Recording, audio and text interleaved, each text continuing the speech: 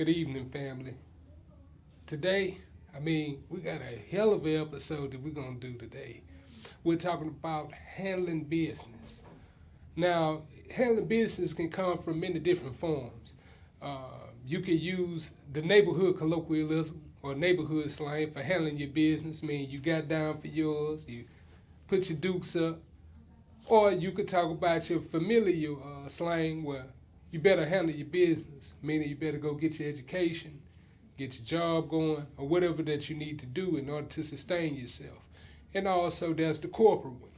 Corporate one meaning handling business, meaning being in the correct or appropriate uh, economic mind state, and also venturing out, getting deals done, and doing the right thing. So we're going to encompass all of that in today's show. Now, I got three illustrious guests that's going to come on here from three different walks of life, and also a special surprise at the end. So what I'd like for y'all to do is just hang on real tight with us. We're going to go to a quick commercial break, but when we return, we'll have our first illustrious guest. You're now tuned in with Worldviews with Ken Mills on Boss Up Houston Network.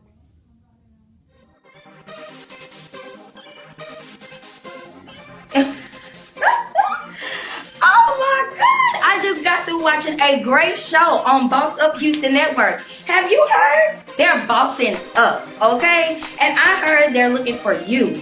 Any podcasters, talk show hosts, if you're a writer or producer, we definitely need you. Come aboard and boss up.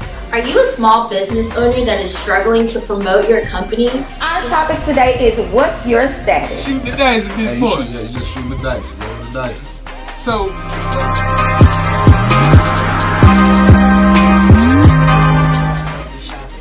Yes.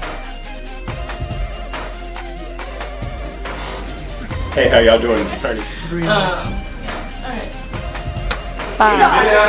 Blanco. I love it. Imagine being televised on a national platform. How about being a host or sponsor on a syndicated podcast? Or being featured on exclusive promotions and interview for your product to your ideal customer? Hi, I'm Kayla Sneed, and I'm head of sales with Boss Up Houston. And here at Boss Up, we like to help small business owners and entrepreneurs advertise, promote, or become a sponsor for one of our television, podcast, or radio shows. All you have to do is click the link down below to see if you qualify. I'll be seeing you soon. This is Boss Up Houston, where we look up, stay up, and boss up. and we're back. Now, this gentleman to my left here, I met this guy probably about 2 years ago at the Improv. We were in a competition, and he went up, I would say, about 2 or 3 people ahead of me. But when I heard him, I had to regroup. I had to figure out what I was going to say next, because I said I got to get my stuff together to be strong. This gentleman here, he puts together some of the most marvelous comedy shows that I've seen thus far, and also he's a hell of a comedian. Bring it to you now, TRAMAINE Mahone. What's up, man? Hey, what's going on, man? What's going All on, man? right. Yeah, I've been here, man. I forgot about that. We had met each other there. Yeah. And that was a tough night, man. I went first. I had to set the tone for everything, man. Like, I'm so mad about that. But, I mean, it still worked out in the end, though. Because, you know, we did get to meet each other and stuff like that. And it was a learning experience, very. So I tell you this about that experience. That experience had a stacked lineup. I mean, for it to be a contest, it was basically like everybody who was on a major level was there. Yeah. So, I mean, I was like, hell, I might not win, but at least I'm going to place out somewhere and I'm going to look good doing it. Yeah, of course, man. That's the same thing I was on, too, because I saw, you know, just Ray, et cetera, itself, and then Zahid and MC Lotto, you know, just being on the same show with them, you know, you got to come with a different type of energy with them, because they just on a whole different level. So, you know what I'm saying? But I was blessed to be on stage with all of y'all, because, you know, we are the future, and, you know, they going to see us in the future. Right. And speaking of the future, I'd be remiss to bring up Next Generation Comedy. Yeah. So tell us a little bit about Next Generation Comedy. Well, it's just like something that, I've been thinking about for a long time. I just didn't know exactly what name to come up with because, I was sitting down, I was talking to one of my friends, and they were just basically saying, every comedian pretty much has a 10-year run game in the comedy game. And, we were just thinking like, Kevin Hart had a good run from, 2010, 2020. And since, he's not exactly where he used to be at after 2020, I feel like it's time for some other comedians to step up and take that place for us to go to 2030, I'm sorry. So it's just like, that's pretty much what the next gen comedy is because, we have a lot of comedians out here in Houston alone that, just on a different level, man. Like, we stacked out here, man. Like, it's deep. And, it's not like we got a lot of white people out. We got a lot of really good people out here. And it's just, if we had more comedy clubs, man, it would be popping more. But, with this next gen, I just want to recognize all those people that's out here that haven't gotten the recognition that they feel like they deserve in Houston or just the comedy scene in general. Because it's hard out here for a comedian, man. Most comics, man, take them like 10 years to get on. Like Kevin Hart, I watched his story, I read his story. This dude was 19 and he just got on. He was like, what, 34? That's tough, man. Once you in this, it's like a game. It's like once you in it, like you can't get out, man. That's like, right. If you really want to win. That's right. And also it could be an addiction too, because when you think about it, like, hey, when I jumped in face first, and this is probably like my third year in it. Yeah. Not even third, it's my second actually. And it feel like 10 at the rate you got to go with it. But one of the things I do commend you on, most definitely, is getting a platform where you can bring those who deserve the attention and the recognition, that platform.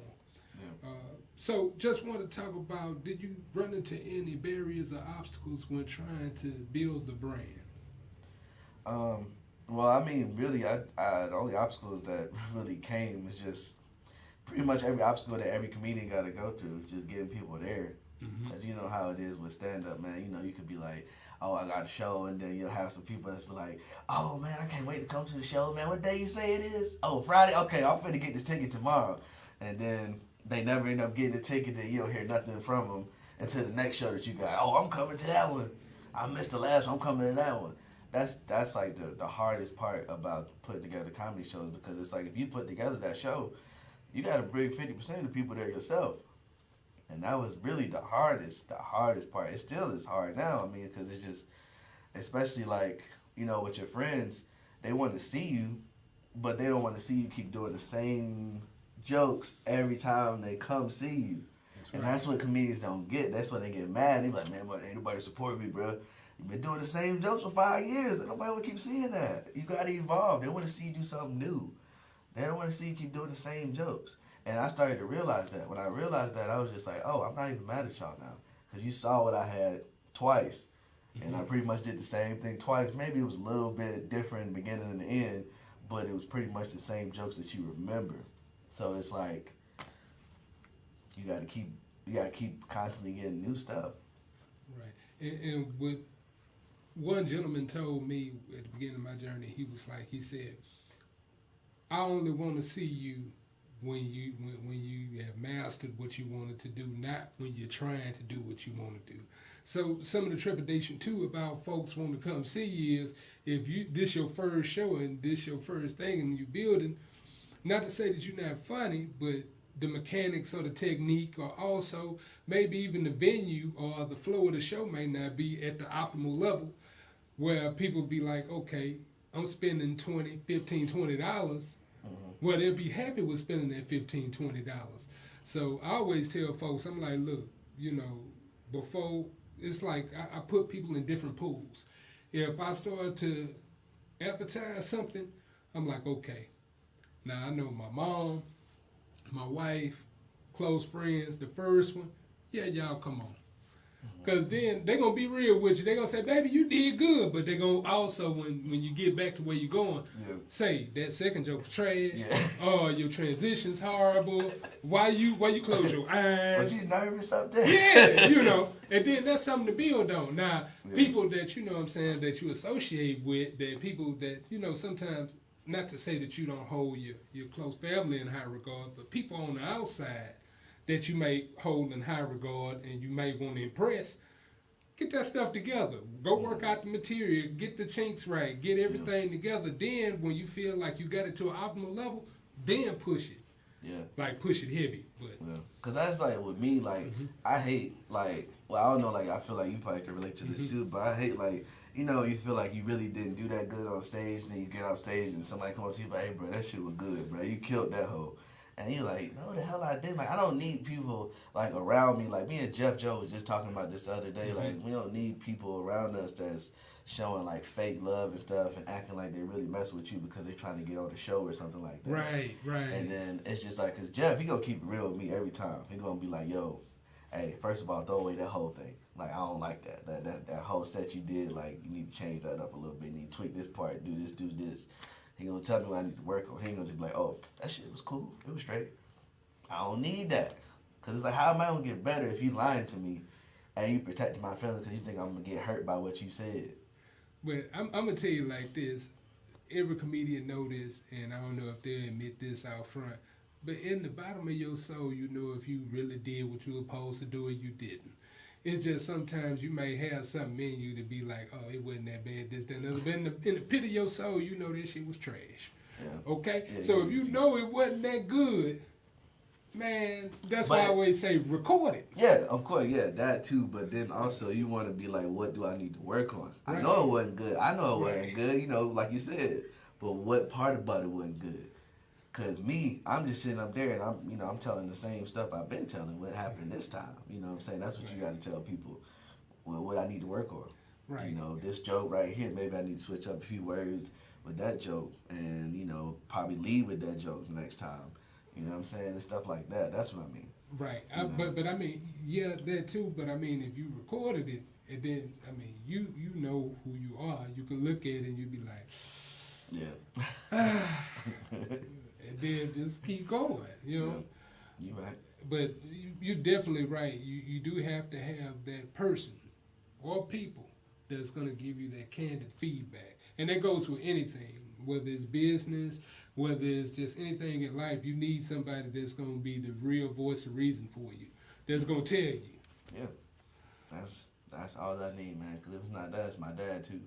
As I remember, I did a show with Shabazz, Jeff Shelley, and Ben Jackson. And, like, I killed it. I was like, I thought I did, like, really, like, the best I ever did in my life. And then I got off, and then Ben went after me, murdered that shit, like, way harder than I did, right? And so my dad, like, after the show, he was just like, hey, you did good, but that other nigga after you, he did way better than you did.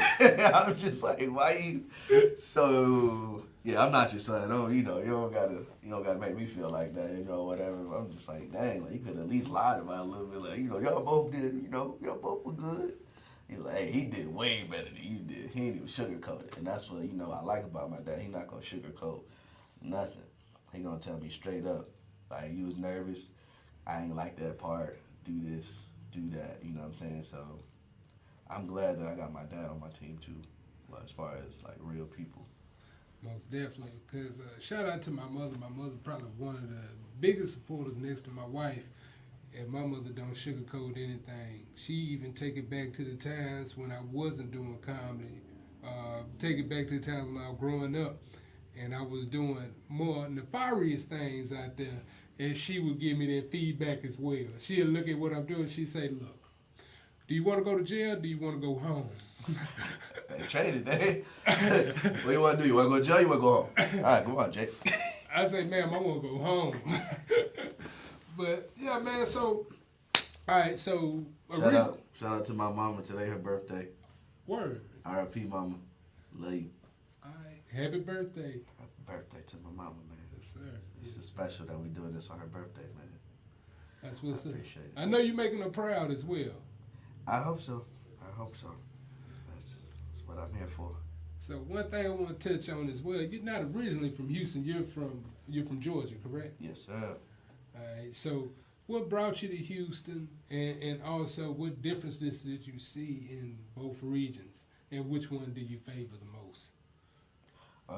Well, I mean, I came out here because, like, you know, I was just in Atlanta for like 20 years, man, and it was just like the same old thing every day. Like, just hanging out with my people and just doing the same thing, not going nowhere, you know, just, I don't know. I just felt like I just needed something new. And then my cousin, he just called me up one day and was just like, yo, bro, I know you've been trying to get away and stuff like that. Like, you should come out here. I got a job and everything set up for you. Like this man literally put me on a job as soon as I moved out here. Like, the day I got out here, literally.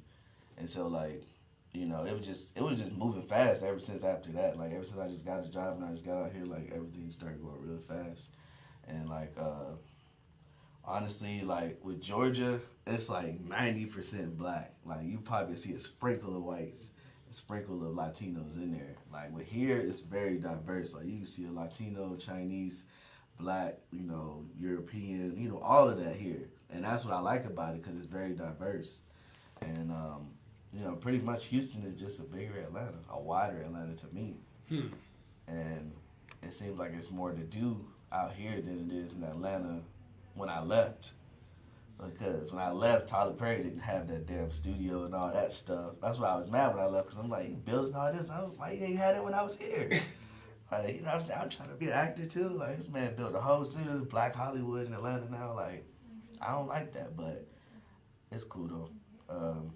But I mean, I'm happy to be out here though, man. Like, it's been a journey, like, from how it was when I first got out here to how it is now. Cause I came out here on a mega bus, man. Like, I didn't have no money. I had like, I had one pair of shoes and I had like 2 pair of pants and a shirt, and I had to wear that to work like every day until my dad like mailed all my clothes and stuff, and I had to borrow my cousin's shoes, and it was just tough, man, at first. I ain't gonna lie. So it's just, I just look back on that every time now, like, since I've been out here, and just seeing how much everything has changed with me. So. Yeah, because, I mean, every time I see you, we having shoe wars. That's it. I mean, that's what people be saying now, but I mean, that's really, shit, that's where it comes from, man. She only had 1 pair of shoes, man. So, you know, it's just the comeback, I guess. Right. You know? So I heard you mention acting. So let's just say, out of acting influences, who would be your top 3 favorite actors? Denzel, Will Smith, and Samuel Jackson. Okay. So, as you looking for movies to get into, what type of movie would you want to take? I mean, I would take a movie. Well, usually I would take a comedy movie. I mean, because, like, I'm just naturally goofy like that, so I could do a comedy movie easier than doing a drama movie, because I have a tendency to smile sometimes and I don't know I'm smiling, so that would probably mess me up on a drama movie. I mean, but I'm open to do that. I mean, because I really want to just take a serious role and just see how I can do with that and be serious, because I know a lot of people can't take me serious because I'm so goofy, but, like, it would be either that or, shit, a Marvel movie. Marvel movie. A Marvel movie, bro. I think Black Panther's still open. That's what I'm saying, man. I'm trying to be out there, bro. Trying to be out there with that thing, bro. Let me know. Yeah. Marvel, let me know, man. I'm here. Because, look, I mean, you know, that's the natural progression for being a comedian, getting into movies or doing skits or producing any level of content. Do you have anything on the horizon as far as content base is concerned? Yeah, I mean, I'm working on a couple of skits, and then I'm also working on a short film that I've been trying to get off for a couple of years. So, you know, I'm just rewriting the script, because when I originally was about to put it out in 2018, a lot of stuff was different back then. So I got to take some of that stuff out, because it was actually having something to do with what was going on at that time. And so I just really got to rewrite the whole thing, the middle part of it, and then get it going. And then, you know, just with the skits and stuff, you know, I'm trying to multitask with having a full-time job, and then, you know, doing stand-up, and then trying to do skits at the same time. So, you know, just bear with me, because it's tough sometimes. I ain't trying to make excuses, you know, but, I mean, that's just pretty much my whole process. You know, I'm just trying to do 3 things at one time, I guess. Man. Balance all 3. Because that balance is real. That juggling is real. Because what I've learned to realize is you may put a lot of focus on one, then the other one to trail down. Then you got to jump over there, put a lot of focus on it to raise it back up. Then the other one, it's like this. It's like a pogo, right? So what I've learned to do is just to even it out. Like, look at my whole week. I look at life as time management. So if it's 24 hours out of the day, 7 days a week, and I have probably about 10 different things that I want to do, I'm going to spread out incrementally each part over them days. And then I got to make sure that I hit that mark each time that I do it, because if not, if I procrastinate, it's going to slow up everything else. Yeah. So, but yeah, I feel you. It's like I don't want to lose my job, stuff that's paying my bills, because, comedy is definitely not going to pay my damn bills if I'm doing that full time. Not right now. Right. But, shit, you're going to have to keep that full-time job until stuff start going for you. Because, man, stuff I be seeing, the pay and stuff like that, man, it's just like, how is people surviving off of this, like, with their bills and stuff? Because you can get screwed over sometimes, go to a show, you don't even get paid. What? Sometimes. See? They don't know that. What? They don't know that. Because look, this my motto. And I tell everybody this coincides with the message of the show, which is handling business. So also as a comedy showrunner, I always tell people, look, if you're going to run a show, have that money already worked into your budget to pay your people, no matter if anybody show or they don't. Because at the end of the day, you paying for their time. Now, before a comedian even get on stage, what I normally do, I make sure that they have it, right? That way, it's fast change, right? You want the best out of a performer. You want people to have a good time. Make sure that they get what they came for. Exactly. And that comes back down to the consumer as well. Make sure that they comfortable. Make sure they have all the amenities that you advertise. Yep. Like if you say you got hookah, make sure that hookah right. If you say you got food, if you say you got drinks at a certain price, make sure it's there. Yep. If not, what you doing? You scamming. Exactly. You scamming. You ain't true to your word. Because, Cliff said the same thing that you said. Make sure you got that budget. You know what I'm saying? Make sure you got that budget before you do anything. Before you spend any money, make sure that budget is to the side for that. And that's what I had to do with my shows. I was mad because I was like, damn, I can't touch this because it's for the comedians. You know what I'm saying? It's for the show. Like, I'm not finna spend that money, and I know I got to give it to them because, I rock with the people that I got on my shows. Like, tough. Like, we all family in this comedy stuff. You know what I'm saying? I may not talk to people as much as other people do, but I mess with everybody in the comedy game, man. Like, if it don't seem like I do, I do. I know a lot of people tell me I be distant. I don't post that much, you know what I'm saying? But I'm a private person, but like, I generally have respect for everybody though, because I want the same thing back. Well, look, I'm glad you brought that up by Cliff. Shout out to Cliff too. Cliff too. Hey, Cliff too, man. That's my people now. That's that guy. But the Godfather. Yeah, but we all, like, if you notice, like the people that are more closer have the same value system.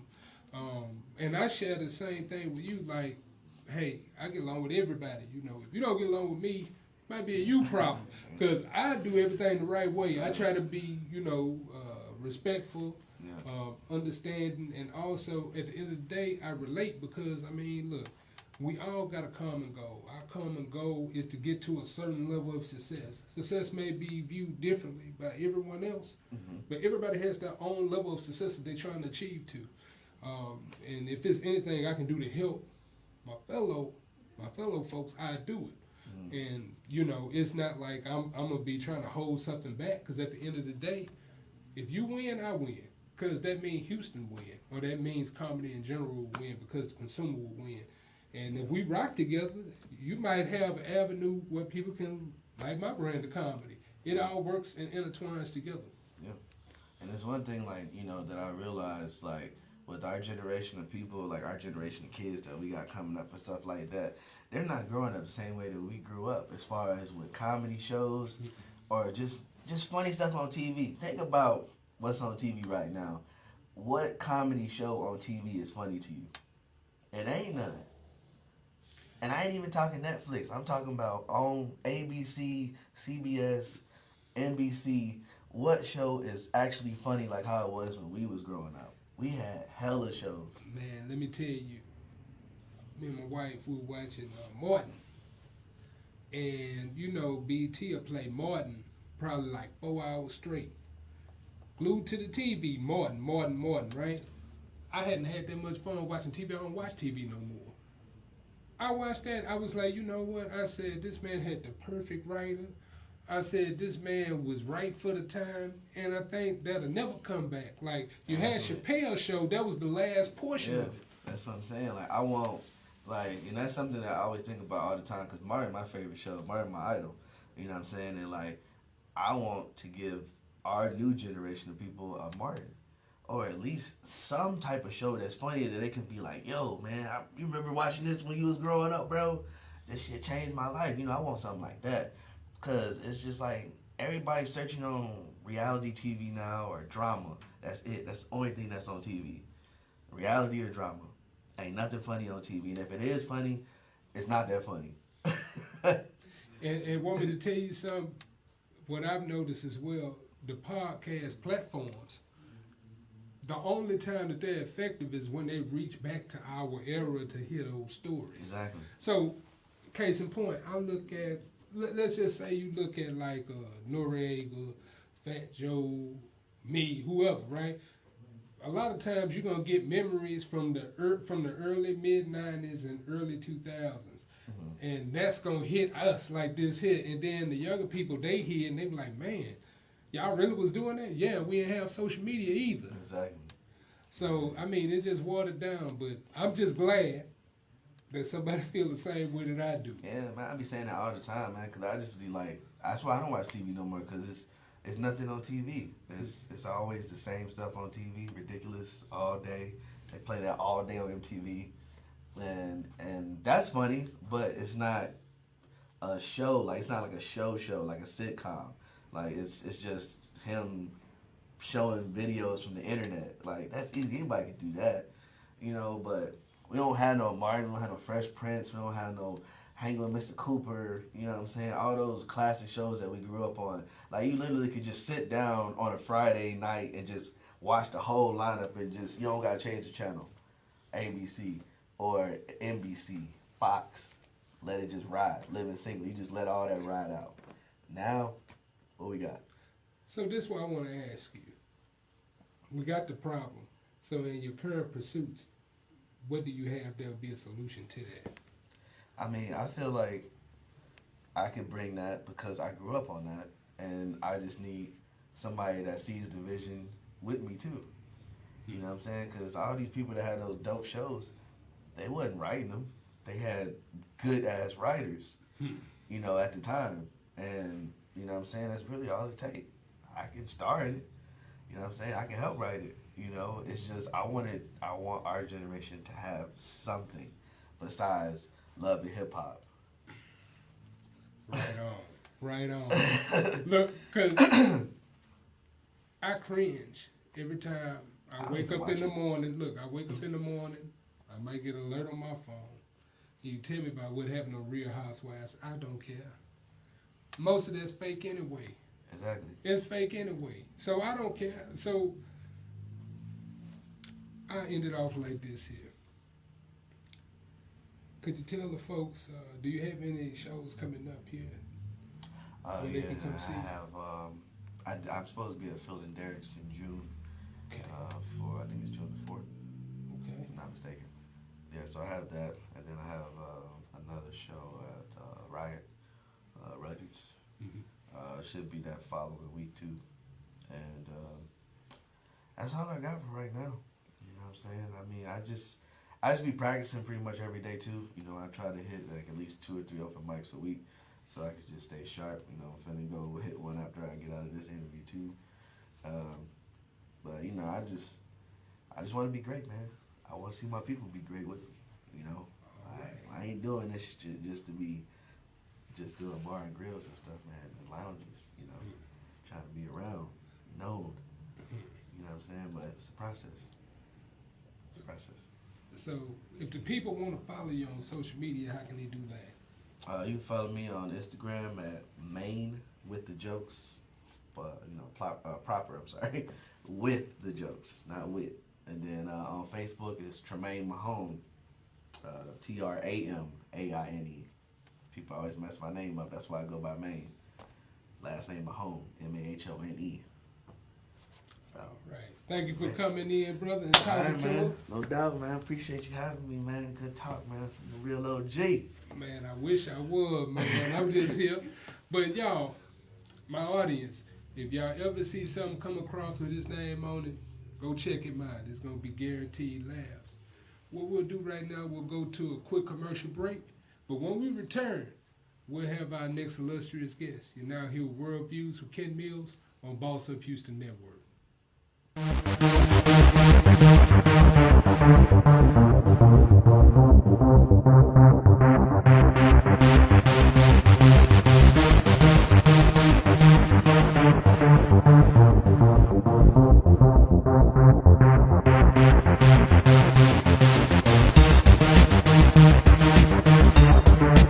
Stay up.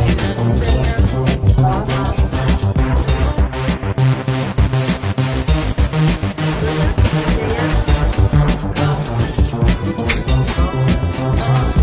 Boss up Houston, where we hook up, stay up.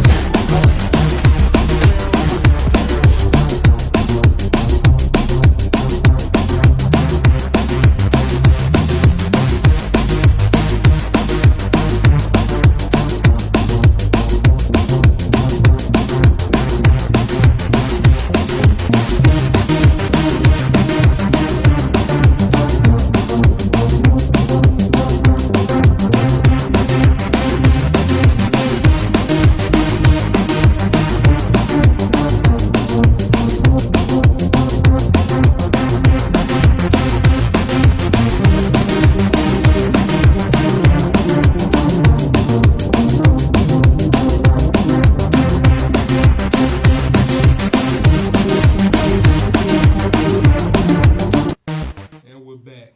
Now, family, the gentleman to my left here, I've known for a very long time. This gentleman here is a profound business owner. I mean, he's hitting it out the park on a corporate level and also in life. I'm bringing to you now Brian Johnson. What's up, man? What's happening, man? I can't complain, man. Can't complain. All right. Trying to put it together. Yes, sir. So, I'm going to take it all the way back. So, I've known you since like 1995. Yeah. High school. And you always been on a mission. Yeah. Well, you know, I take it all the way back. Yes, sir. Let's So- go. How myself and you ended up together is at the high school for law enforcement. Yes, sir. And how I ended at law enforcement was because I moved from Galveston. You know, trying to follow a dream, and that dream was to be one of those high-powered lawyers. And I saw the school on the news, and I told my mother in the 8th grade that my 9th grade I'm gonna go to a high school at the high school for law enforcement from Galveston. And she said, "Boy, are you sure?" I said, "Yeah, that's what I'm gonna do." And I ended up moving in with my sister. Man, my sister was living here in Houston, and she inquired about it, told me all the things I needed to do in order to get there, and man, I was on the road. Yeah, that's how I ended up at law enforcement, man. You ain't lying, you was on the road. Because when I first met you, let me date back to my story, how I got there. Yeah. So, shout out to my mother. So, my mother was like, you know, I was trying to be out there on the scene, out there in 3rd Ward, 5th Ward, anywhere there was. And she was like, boy, you need to get an education. Yeah. And my elder sister went to law enforcement, shout out Katrina. I didn't want to go, but then I believe it was somebody, I think it was Goffin or somebody came to the school, and they was like, well, it's about 80% girls. I say, well, that's where I need to be. Well, I didn't learn about the women until I got there, and I was like, whoa, I hit the jackpot. Yeah, I was like, But that was back then. but ain't nobody woman back then. Ain't nobody woman back then. But man, but what we did learn then, we learned the foundation about handling business. Handling business. And that brought us to different co-op jobs where that entrenched us into our vocations or careers that we went through in our lives that were able to be gainful and successful for us. Exactly. That law enforcement, as he said, it set us up not only just it put us in a mind space to understand from the dress code all the way to some of the just really following the schedule. Mm. And some of the stipulations that were put upon us, as once we went out into that business world, it wasn't a shock to us. It taught us hard work. I mean, it was a lot of hard work going on there, but it also taught us how to have fun when you were able to complete that work, and that's pretty much what I've used, man, my whole life.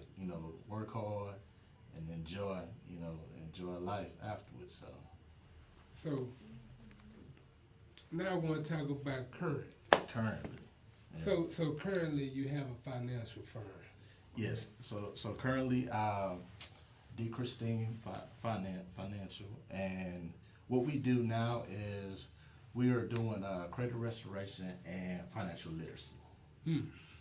So, yeah. So financial literacy, what that means is, like, you got literacy when you read.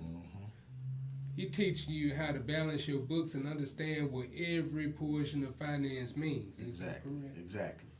So, like I know, that's one aspect of our people that they kind of hid from us. Yeah, they kind of hid from us.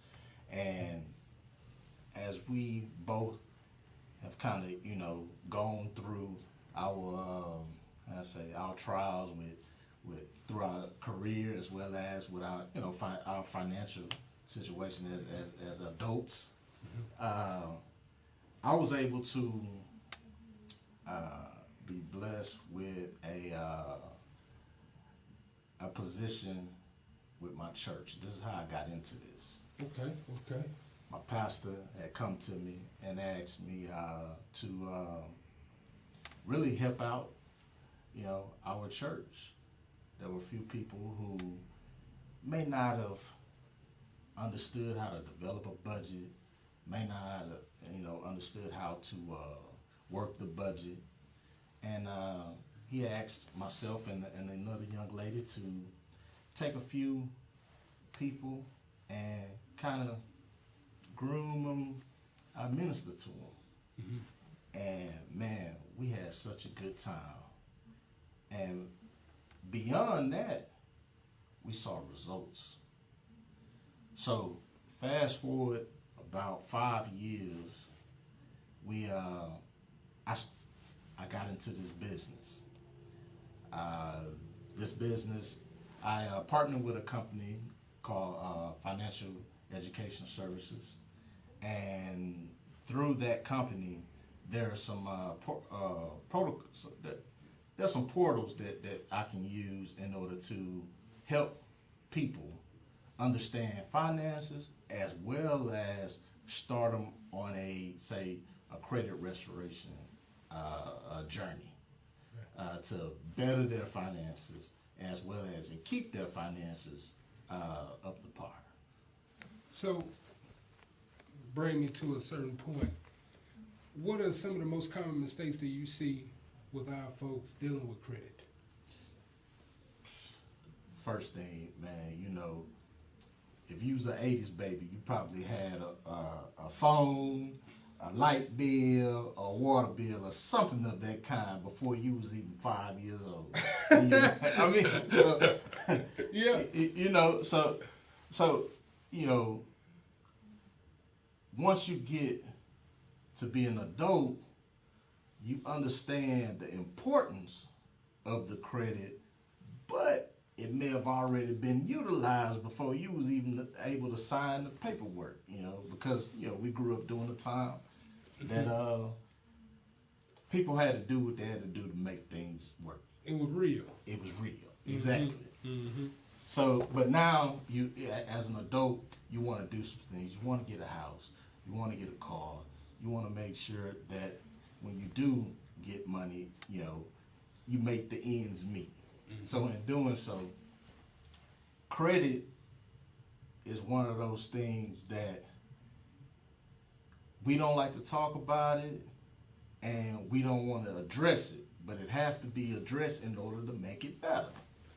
And that's pretty much what we do. We sit down with the person, we ask them, what are your goals? This is how your credit history, this is your credit history now, Mm-hmm. and this is what we want to work towards so that you can reach that goal. So that's one of the things, man. Just one of the things is the history of the credit. Mm-hmm. The other thing is sometimes just living beyond our means, man. Living beyond our means. That's really the main thing. Living beyond our means because we're either not disciplined enough to handle the money, or we're not patient enough. We want things right now. So this is my theory, and I don't want you to endorse it because I want to protect your brand. But in my thought process, the way that I see it is that when our culture was assimilating to the popular culture in the '60s, we believed that we could achieve a certain American dream. Mm-hmm. And with that being said, we became consumers. And when we became consumers, it became a competition between our culture, between different facets of our culture. Like, if it was a car, we had to have the finest Cadillac. If it was clothes, we had to have the finest clothes. If we wanted just different things that were not assets. Like they said, keeping up with the Joneses, man. Yes, sir. We're trying to keep up with the Joneses. But time is changing. Mm-hmm. And like our parents would say, when you know better, you do better. Yes, sir. And we're at a point now where the knowledge base is better, is getting better, is growing. So therefore, we're trying to do better, and that's pretty much what D. Christine Financial is about. Is trying to do better for the future. So let's just say if a person was to come approach you and they say, "Hey, I want this service," could you take us through like a bit of the life cycle? Number one, will they start to get projections of where they could possibly be if they make certain moves? Yes. So the first thing we do, we'll sit down with them and pretty much ask them, what are their goals? Do you know your credit score? What are the things that are you trying to get a house? Are you trying to get a car? Or you just want to just make your credit better? I mean, or even are you trying to get a particular job? Because your jobs are looking at your credit. Certain jobs you have to have a certain credit score, in order to have, especially if you're talking about careers. They want to make sure that you are upstanding person, and your credit sometimes reveals that. So therefore, we ask all those questions. Once we do that, then they will go into the portal and they will activate the credit restoration. Once they activate that credit restoration, it's going to ask them for all the information in order to pull their credit report. Once it pulls the credit report, we have a set of attorneys, credit attorneys, that's going to draft letters that we're going to have them sent to their sent to the 3 credit bureaus. Now these letters are not just like you and I drafting them.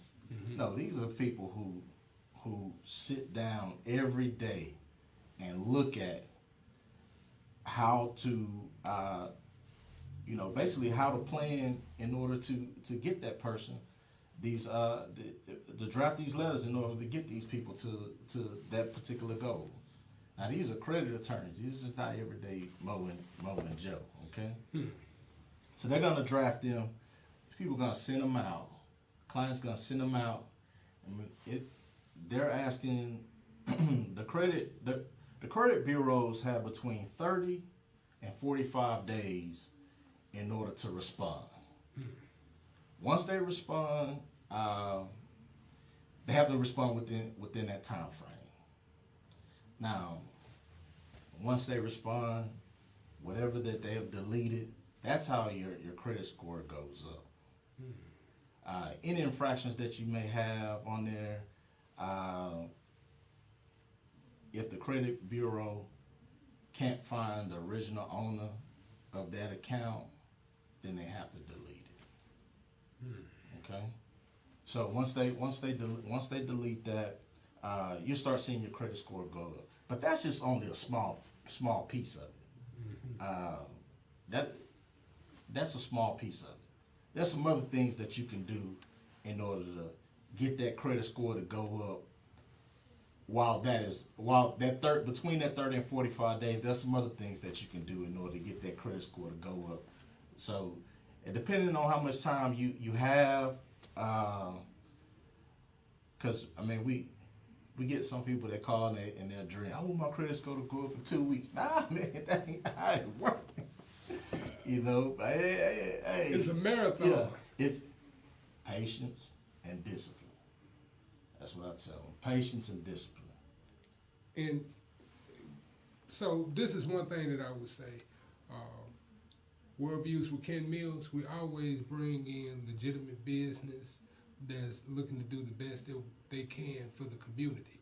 The reason why Mr. Johnson is here today is because right now is a very opportune time to get that credit together.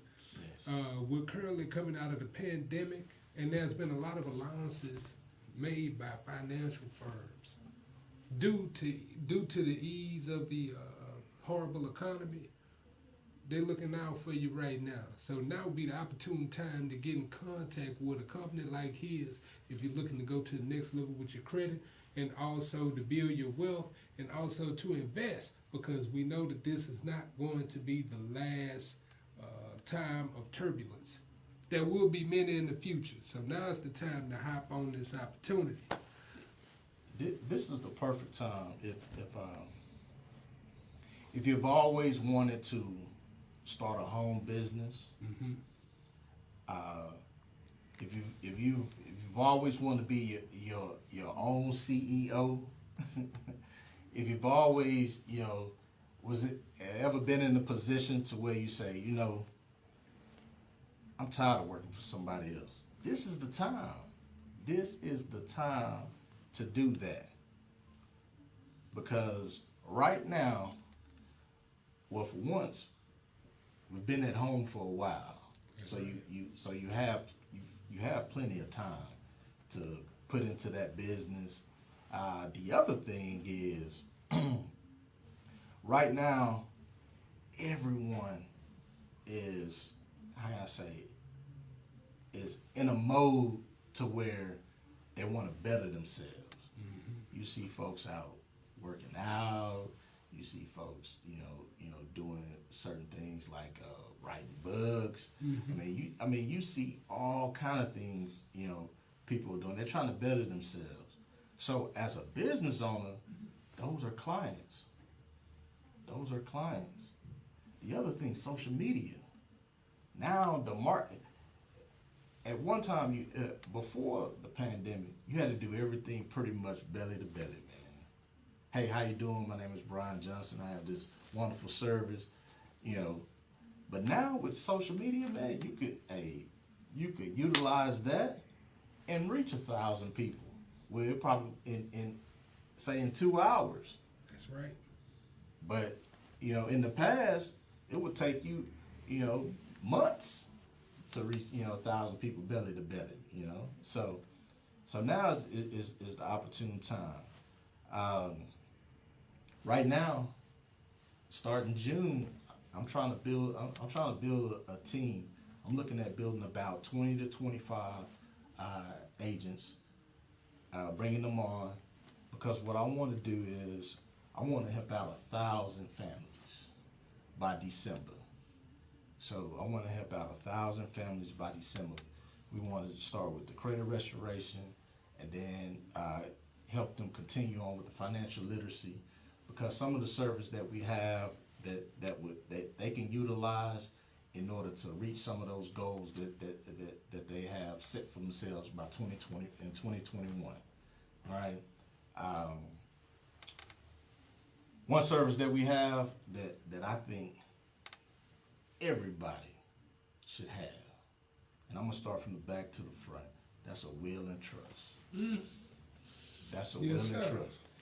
If you don't have one now, you need to start calling some folks. Or just call me, but you need to start calling some people to find a way to get you a will or trust. If you got a house, if you have kids, if you're married, get you a will and a trust. Because, you know, like the old people say, your next day is not promised. And you want to have the things that you consider dear and that you have worked hard for. You want to make sure it goes to the right people.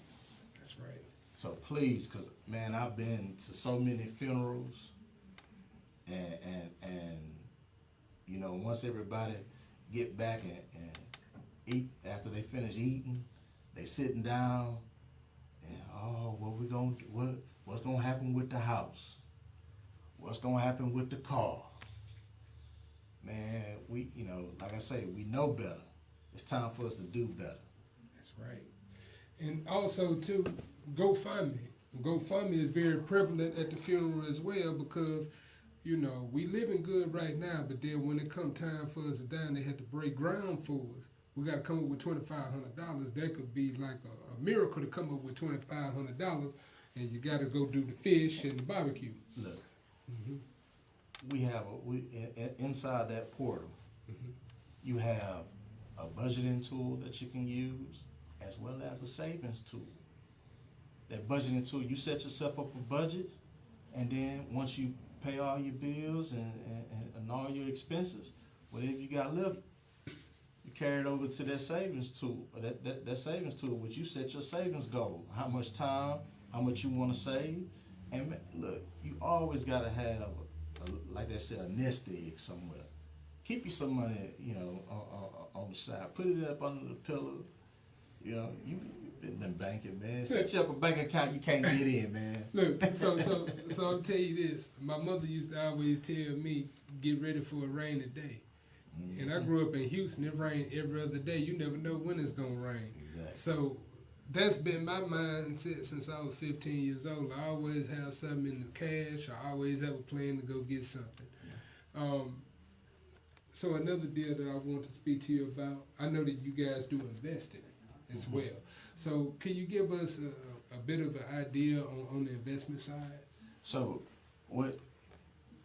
as far as the investment side, I've been talking with some of my classmates from Prairie View, man, and we're putting together a program. We're looking at land. We're looking at, you know, the typical investments. Looking at land.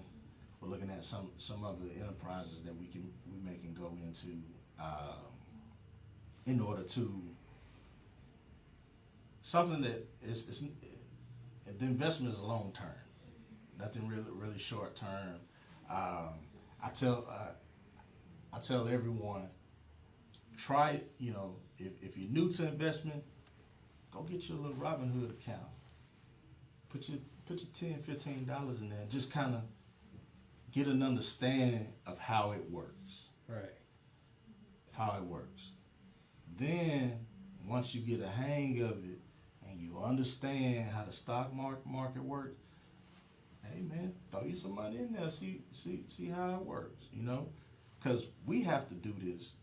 In order for you to make some money, you got to first understand.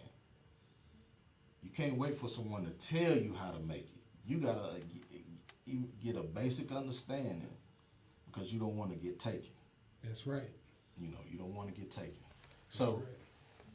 as far as the investments, try it on your own. Then you go and talk with on small. I say on a small level.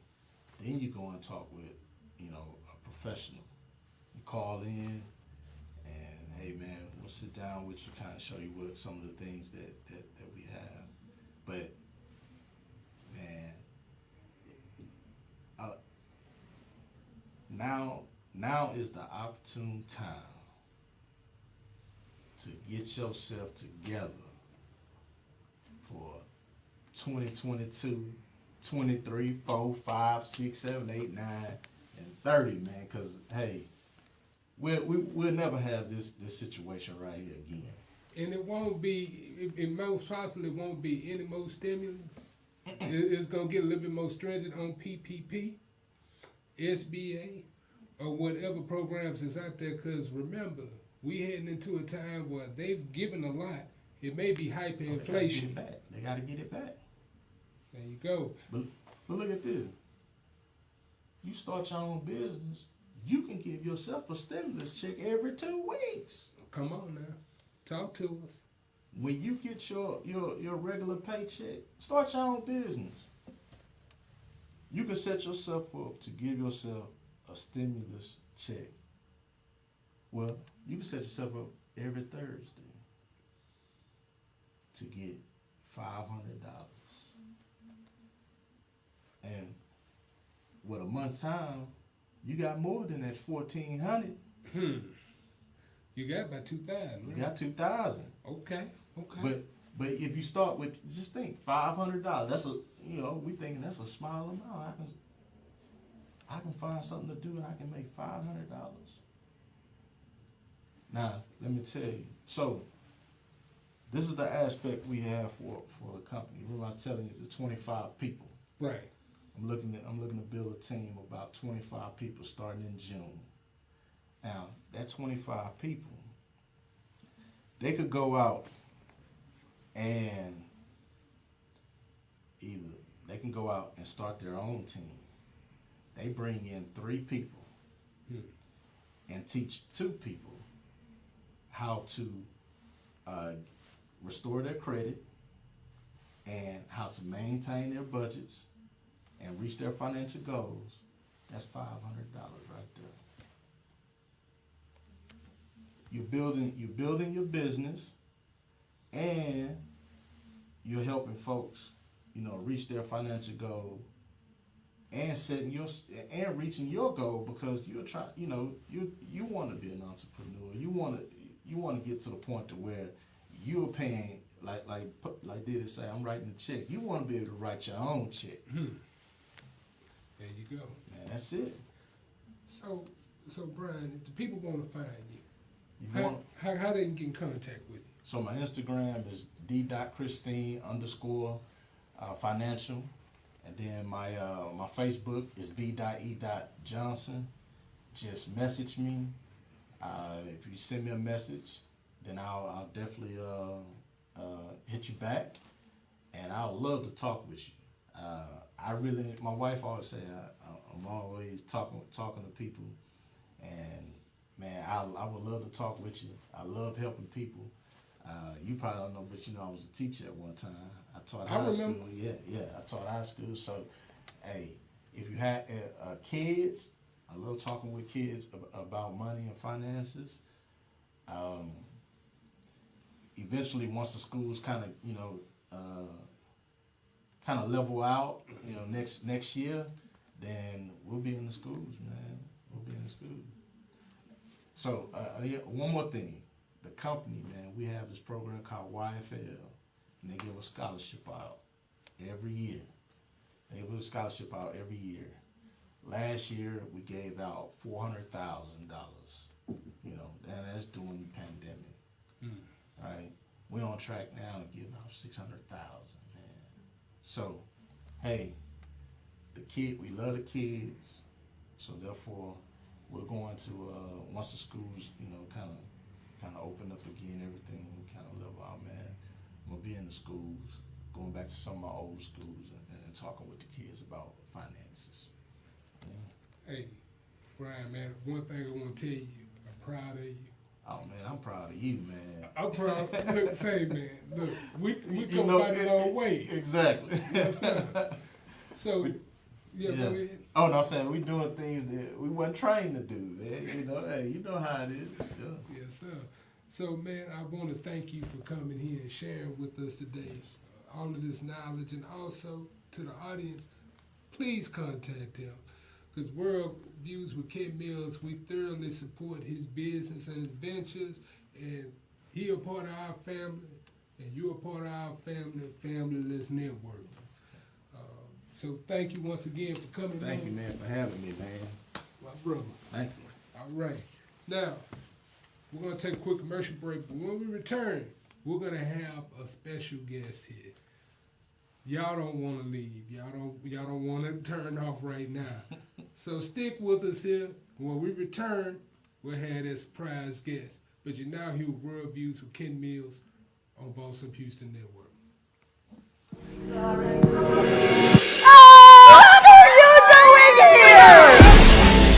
Red Table Talk, the Estefans. Time to take the table to a whole new place. It's coming to Miami. 3 different women, 3 different generations. We're loud, we're proud. Let's go. We're talking about relationships, love, sexuality. Oh my gosh. We all know that you are fuerte. Yes, I'm a tough woman, but I'm very vulnerable. Like muchas Latinas. In order to move forward, you have to go to those places. I like boys. I like girls. I like both. Honesty will set you free.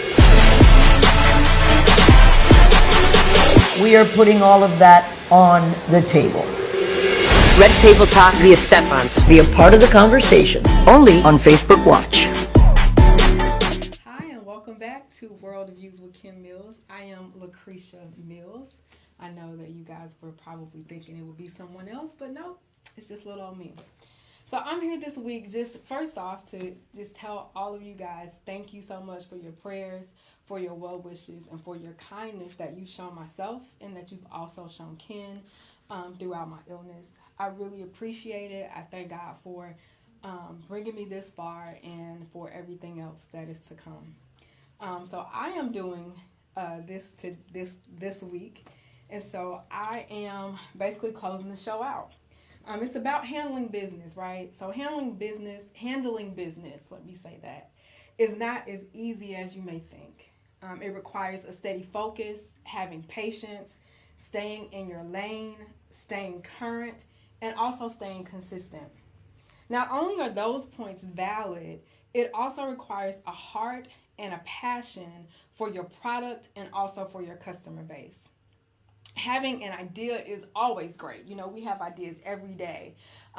What we can do, what would be good for our families, what would be a good product for our friends. But not just having an idea is the key. The key is to have a plan that brings that idea to fruition. Just as all of the illustrious guests today, they found something that they had a passion and a drive for. Not only was it something that they were passionate about, they worked the plan. They created a plan to get them to where they are today. And now they're bringing services to our community in excellence. And that's the goal. When we're handling business, it's to bring something viable to our families, to our communities, to our people, to uplift them, and to also do it in excellence. And I think that's the goal and that's the key that Worldviews with Kim Mills presents every single week, every single Thursday. We bring you some great content, we bring you great guests, and we do that in excellence. So before I close, let me give you all this plug. I am not only the proud wife of Mr. Ken Mills, I am also a #1 Amazon.com best-selling author. I'm a co-author of Prayers for the Boss Babes. This book is a devotional for women, also for men, This book is amazing when it comes to fighting spiritual warfare in the workplace, in the marketplace. This book is definitely a go-to. So if you want this book, you can always find it on Amazon.com, or you can shoot me an email at lsmills, that's Lucretia S. Mills, lsmills1983@gmail.com. So again, until next week, thank you for joining Worldviews with Kim Mills. Have a good night.